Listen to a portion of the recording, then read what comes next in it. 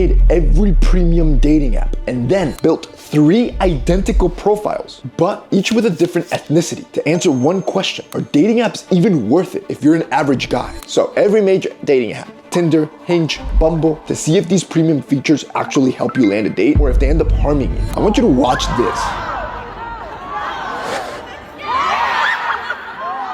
That's everyone she's ignoring, and you are probably in there, and you're gonna keep getting ignored. Not because you're ugly, because you don't know how the dating app system works. And if you allow this to continue, online dating will never work for you. I want you to think of Tinder just like chess. And just like chess, your rating rises or crashes based on who you play against. In this case, for Tinder, who you swipe against. I'm gonna break it down using 3 food delivery bags. Here is the trap though. Most average guys end up only getting shown gas station burritos after a few rejections because the app thinks you're low tier, you have a low ELO score, so it stops showing you any quality. And the problem is that this low quality gas station burrito girl that you're being shown are still rejecting 99.5% of their own likes, further pushing down your ELO score. That is why you feel invisible, like you get no likes every day. However, there is one of these dating apps that uses a different type of algorithm that just might be the saving grace for the average guy, so I'm curious to see how it ends up playing out. Now, to find out what dating app actually works for the average guy, we started with 30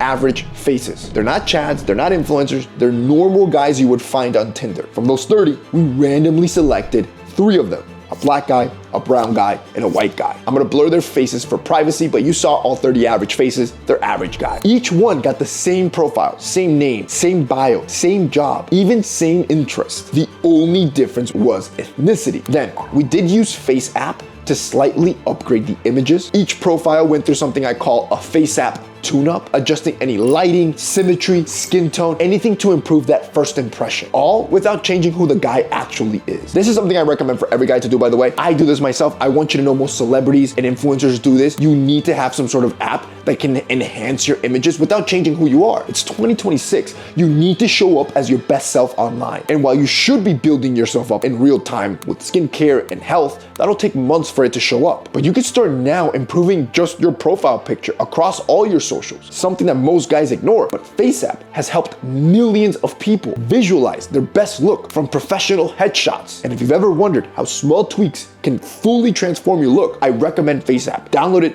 start playing with your images, and just see the difference. You'll immediately go from a 3 to a 5, which is average, and is exactly what we're testing in this video. Now, after all 3 profiles were set, we ran those 3 profiles across every major dating app: Tinder, Bumble, Hinge, and even paid for their premium versions. Now, it got me thinking, if you're an average guy and you have to pay the premium for all 3 of these apps, that's about $150 a month. That's ludicrous. That's almost $1,800 a year just to be in a rigged system that's rigged against you and you're getting 0 dates and results from. Honestly, after I had to pay for these 3 apps, I realized just how important this video is, because most of you are literally just lighting your money on fire every month if this doesn't end up working. So what we did is we swiped 100 times on each profile. Then we just waited. Let's start with Tinder. Tinder Platinum was almost $40 a month. This is the elite tier. You get unlimited likes. You get to see who likes you, and your swipes always get boosted to the top of the queue on the girl side. Sounds good, right? Until you remember how the ELO system works. Stop swiping nonstop, because if you swipe on every girl you see, the app assumes that you're desperate and your ELO score tanks. When you're selective, this is a positive score. Now remember, when you get boosted, your like goes straight to the top, which means you're now being judged next to the chads that already have natural high ELO scores that they didn't pay for and always are shown at the top. And if you're not a 10 amongst those chads, you're gonna be swiped left even faster, which tanks your score even more because you just got rejected by a 10. So after 100 selective swipes with our average guy profiles, the scores were mediocre, honestly. For the black guy, we had 6 matches and 2 replies. For the white guy, we had 3 matches and 1 reply. And for the Latino, we had 5 matches and 2 replies. Across all 3 profiles, we had 14 matches from 300 swipes and only 5 replies, and not a single real conversation.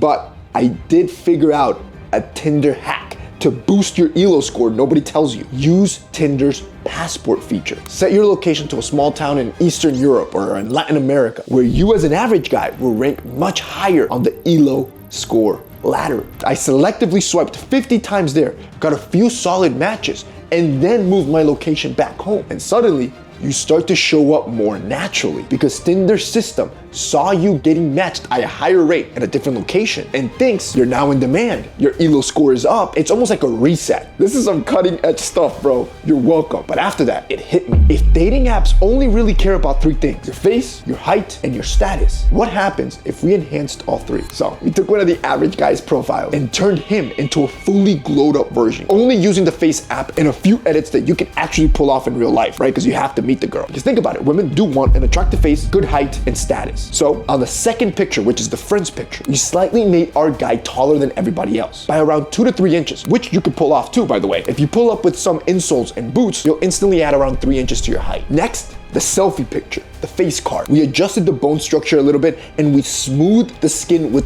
face app so there was no imperfections. All we did was make the skin slightly more tan and removed any acne, which by the way, face app is great for this where it looks natural. It doesn't look like it's overly edited. By the way, this is an old picture of me with a bunch of acne that I had. With face app, I can smooth all of that in an instant. It's an incredible photo editing app, which again, you can actually pull this off in real life too. If you grab a little bit of tinted sunscreen, which you should be using sunscreen every day, the tinted version acts great to remove any skin imperfections so your skin looks flawless if you actually end up getting the date. And third, status. We added an extra picture, which was a LinkedIn style headshot in a full suit. You want to crop and center your face in the face app so the eyes become the center. You want a clean and sharp, confident look. By the way, with the face app editor, it makes this super simple to do. Then with the face app editor, we just adjusted lighting and contrast until the skin looked bright, just like a professional LinkedIn headshot, which immediately elevates and screams status. And you're not deceiving anybody. Even if you don't have a high status, white collar job, just lean into it. Use ambiguous titles like consultant or creative director or founder. I'm telling you guys, face app is a cheat code. It's amazing, not only to edit your photos for social media and dating apps, but also just to see how attractive you truly could be. I want you to click the link in my description, or you can scan the QR code on screen to download Face App and try the pro version. It's available in the App Store and Google Play. Now, let's move on to Hinge. Hinge is the app that doesn't use Tinder's ELO score. It uses something way more advanced. It's an algorithm that was designed by 2 Nobel Prize winning economists to solve what's called the stable matching problem. I'm not gonna bore you with the techie stuff, but basically, Hinge just watches who you like, who likes you, and then tries to pair you with people you'd both prefer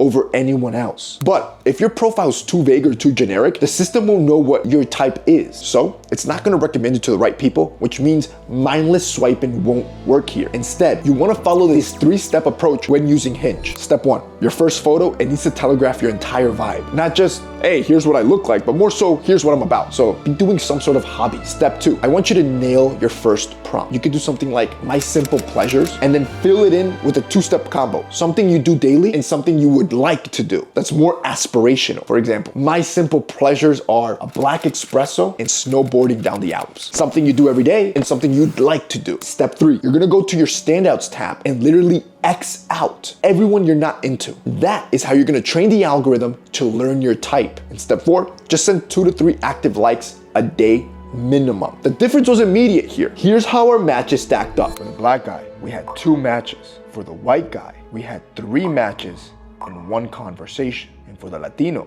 we had 7 matches and 3 conversations. That was 300 total swipes, 12 matches and only 4 conversations. Not bad at all. And remember, it's the only app where boosting doesn't actually sabotage you. In fact, with Hinge's version of Premium, you can hide your profile and only appear to curated users that it selected. That ends up protecting your score. However, if my ELO theory is correct, our glowed up test profile that we did will do crazy numbers on all these 3 dating apps. But finally, let's move on to Bumble. The difference with Bumble is that women have to message you first, which at first, whenever you use Bumble, you thought this is great. You don't have to do the first awkward opener, but as you probably already know, it doesn't work that way because if you don't get any matches, you're not getting any messages. For the average guy, Bumble's even harder to break through. You combine that pressure with the ELO effect, where low performing profiles get buried. You're literally in ghost town, bro. Here's how many matches our profiles got. For the black guy, we had 1 match.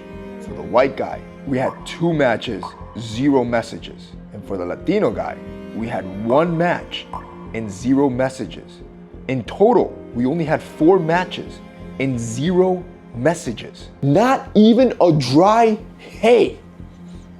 That's crazy. crazy. And what's worse is what they make you pay. The premium paywall is $59. And sure, you get all these features which they're useless. You get the spotlight effect, super swipes, you can even backtrack on swipes, but for what? If you're literally getting zero traction. If you're an average guy, this is easily the most discouraging experience. And if I was in the dating scene as an average dude, I'd be doing everything in my power to not be average. Let's just put it that way. So to summarize, across our 3 different profiles, different ethnicities, across 3 different dating apps, here are the total results. But if you remember, we did one glowed up profile. We completely boosted this guy up on face card, height card, and status, and then ran them across all profiles. It's necessary to say that the ELO score theory is correct.